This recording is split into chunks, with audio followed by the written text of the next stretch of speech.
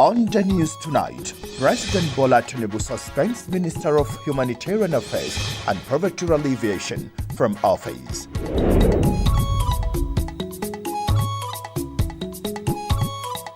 And Federal Capital Territory Administration inspects schools after resumption, urges school administrators to tackle low turnout of students.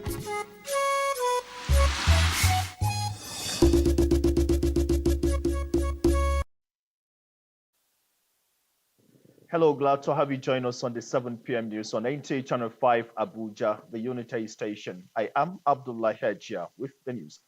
First, we begin from the presidency, where President Bola Tinubu suspends the Minister of Humanitarian Affairs and Poverty Alleviation, Dr. Betaredo, from office with immediate effect. This is in line with President Tinubu's avowed commitment to uphold the highest standards of integrity, transparency, and accountability in the management of the Commonwealth of Nigerians. The president further directs the executive chairman of the Economic and Financial Crimes Commission, EFCC, to conduct a thorough investigation into all aspects of the financial transactions involving the Federal Ministry of Humanitarian Affairs and Poverty Alleviation, as well as one or more agencies under the suspended minister is hereby directed to hand over to the permanent secretary of the Federal Ministry of Humanitarian Affairs and Poverty Alleviation, and she is further directed by the president to fully cooperate with the investigating authorities as they conduct their investigation.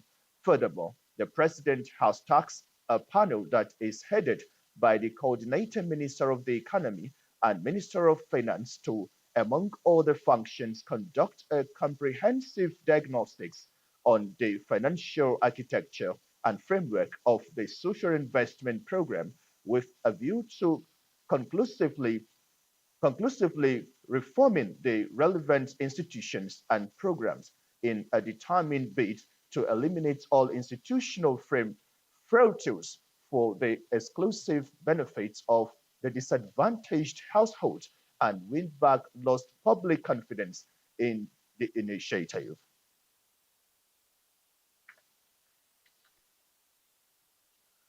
Now, the National Universities Commission, NUC, has refuted news circulating on the social media that some national dailies and television stations to the effect that the commission has just discovered over 100 fake professors in Nigerian universities.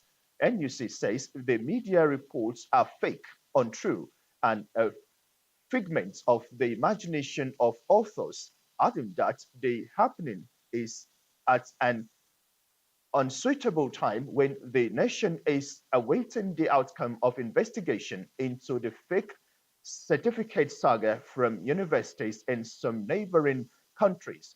The commission therefore advises government officials at all levels, members of universities community, international community, and the public to please disregard these items of fake and stale news which have long been laid to rest by the commission. Principals and school administrators are henceforth to be held responsible for low turnout of students in public schools.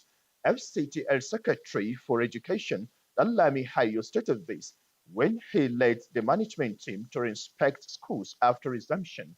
Onuzi Yakubu reports. Impressed with the turnout of students in schools visited, the Secretary for Education, Danlami Hayo, sounds a note of warning to school administrators on low turnout of students in their schools, saying that the development translates to failure on the part of the school authority. When we discover a school whereby teachers are ready while the students are not present, or the attendance of the students are very poor, definitely we are going to change the administration of the school.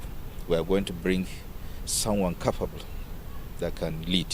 The secretary further discloses that the sum of 13.1 billion naira has been earmarked for renovations, construction and provision of furniture for schools in the FCT. These steps, he adds, is a good omen for the education system in the territory. When all this data, all the necessary information gathered, we are going to transfer to the Honorable Minister.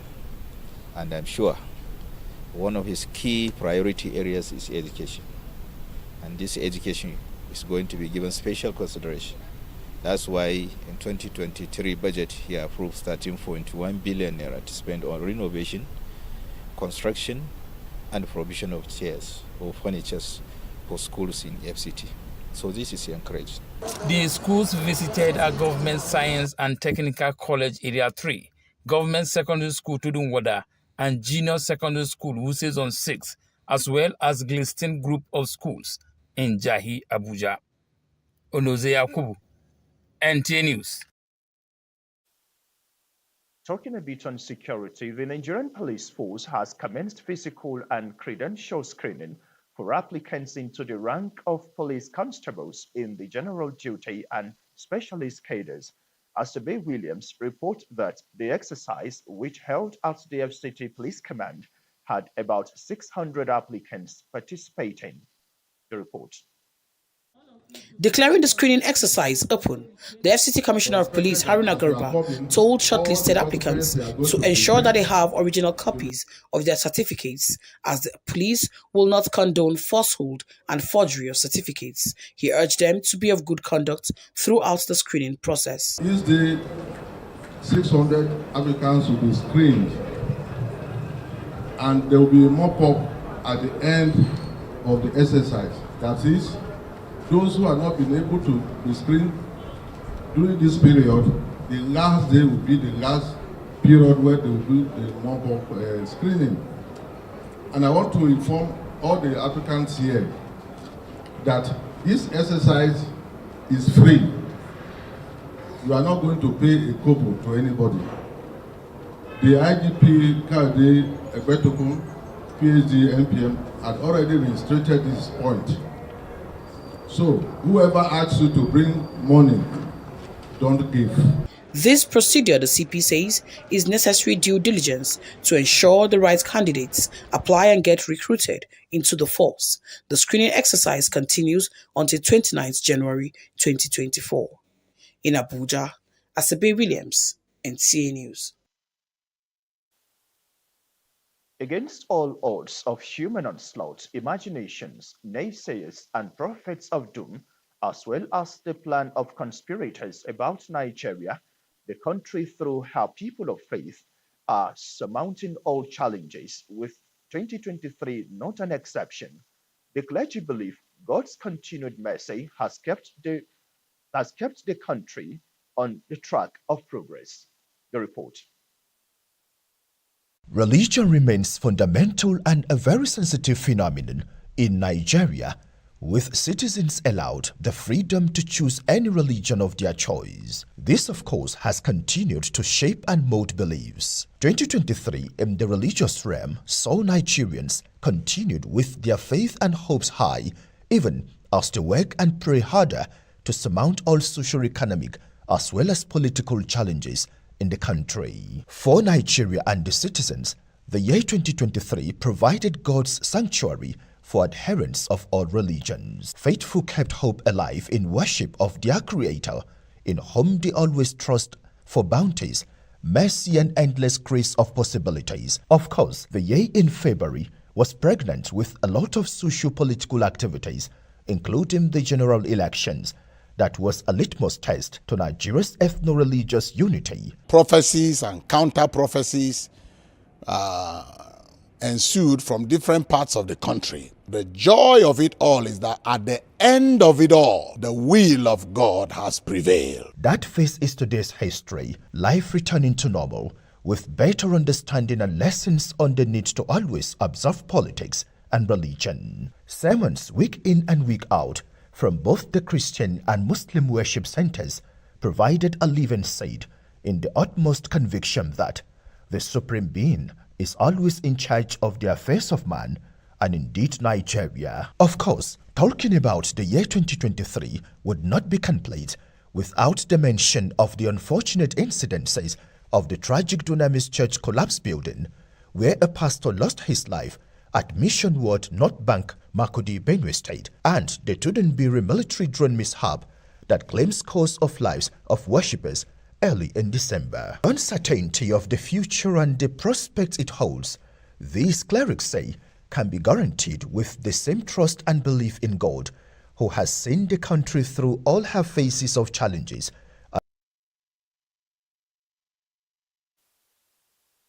Minister of Foreign Affairs Yusuf Togar has assured intending pilgrims of improved services in this year's Hajj arrangements.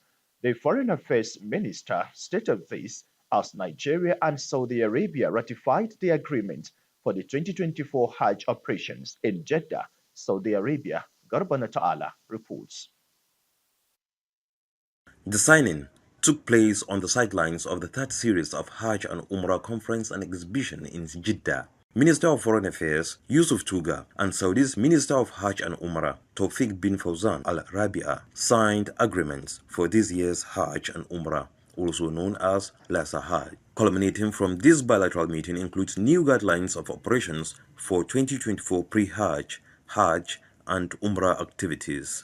Other issues for further attention includes the airlifting of pilgrims, having an endorsed airline, accommodation and feeding of pilgrims. We're going to see, inshallah, remarkable improvements with regards to flights, with regards to timing and punctuality, like I said. And we have a brand new chairman of the National Hajj Commission. Tuga further noted with satisfaction the arrangements put in place by the Kingdom of Saudi Arabia in improving the 2023 Hajj operations, particularly in ensuring the safety and comfort of Nigerian pilgrims. Saudi Arabia's Minister of Hajj and Umrah Tawfiq bin Fawzan Al Rabi'a says his country will prioritize all issues raised by the Minister of Foreign Affairs and promised to work closely with Nigerian authorities to ensure seamless Hajj and Umrah operations. In attendance were the chairman of National Hajj Commission, Jalal Ahmad Arabi, Nigeria's acting ambassador Mahmoud Lele, and the Consul General Bello Ibrahim Kasauri. The Nigerian delegation formally extended an invitation to Saudi's Minister of Hajj and Umrah to visit Nigeria. In Abuja, Garb Muhammad Ta'ala, NTA News.